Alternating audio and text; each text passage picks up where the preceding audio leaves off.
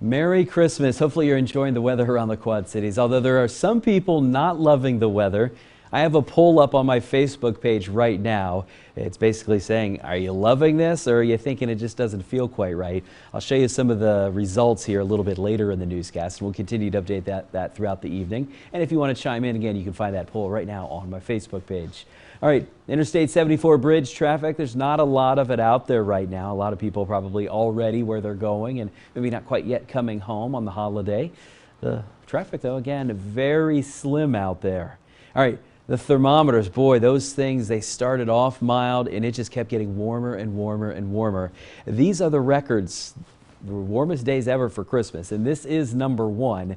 63 degrees. I saw several different 5-minute observations with the temperature reading 63. That'll have to be verified by the National Weather Service. The high temperature is at least 62. I think it's probably going to be 63, and that beats out the old record of 59 with a little bit of room to spare. That old record, it had been around like a lot of our July record high temperatures since the year 1936. We had another warm one just a few years ago, not quite into record territory, but in 2016 it was also a very mild Christmas. Our Quad Cities cam showing a little bit of cloud cover rolling in. This is the way it's been going over the last several days. A good amount of sunshine early, and then we end up with a little bit of cloud cover in the evening, and there could be a little bit of fog later on tonight too. Temperature at the airport is still 59. Winds are out of the southeast, 8 miles per hour. In Davenport, it's still sitting at 60 degrees. A lot of record highs around the upper Midwest today, including right here at home in the Quad Cities. We're looking at things that start to cool down a little bit by Friday, and there could be some rain and snow over the weekend. More about that in just a minute. First, though, temperatures right now, we're in the 50s, some spots hanging on to the 60s for as long as we can, because you know Christmas weather like this, it just doesn't come around very often. In fact, we have never had a day on Christmas this warm in the Quad Cities. Dog walking forecast time now.